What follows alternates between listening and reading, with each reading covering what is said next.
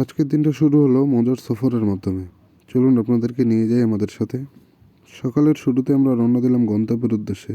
পথের ধারে একটা সুন্দর চা খাওয়ার জায়গা দেখলাম, থামলাম, চায়ের কাপে চুমুক দিয়ে শরীর ও মন দুটোই চাঙ্গা করে নিলাম। চা খেয়ে আবারও রওনা হলাম। রাস্তার পাশে নজর পড়ল দারুণ সবুজ প্রকৃতির দিকে। আমি আর আমার বন্ধু সোয়ান আজকে সকালেই ঠিক করেছি যে আমরা বাগানে যাব।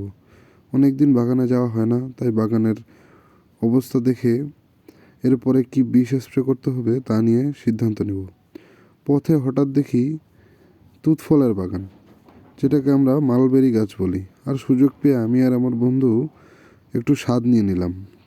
শেষ এই তুতফল খেয়েছি প্রায় 1.5-2 বছর আগে। এর শুরু হতে যাচ্ছে রমজান মাস, তাই চিন্তা করলাম যে এখন একটু তুতফল খেয়ে নিই। এরপরে অনেকক্ষণ এখানে সময় কাটানোর পরে আমরা গেলাম নদীর ধারে, যেখানে ভাঙ্গন ঠেকাতে স্ল্যাব দিয়ে বাধাই করা হয়েছে। এরপর আমরা নদীর ধারে এলাম, যেখানে ভাঙ্গন ঠেকাতে স্ল্যাব দিয়ে বাঁধ দেওয়া হয়েছে। জায়গাটি অসম্ভব সুন্দর এবং শান্তিময় পরিবেশ। এখানে মানুষ অবসর সময় মাছ ধরতে আসে।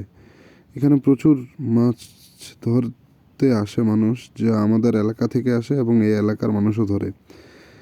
এরপর আবারও কিছুক্ষণ এখানে টাইম কাটিয়ে আবারও রওনা হলাম বাগানের উদ্দেশ্যে।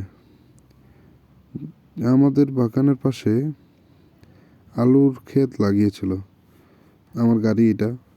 এরপরে আমার গাড়ির রাখে আমি আমার বাগানের দিকে হাঁটা শুরু করলাম।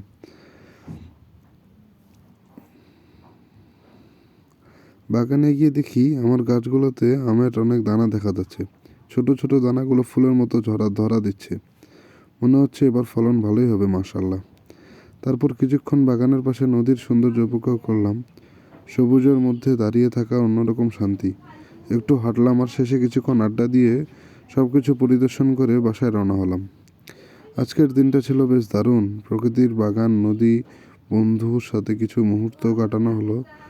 আপনারা কেমন লাগলো জানাতে ভুলবেন না। দেখা হবে পরের কোনো ভিডিওতে। এখন আপনারা উপভোগ করুন আমার বাগানের কিছু দৃশ্য।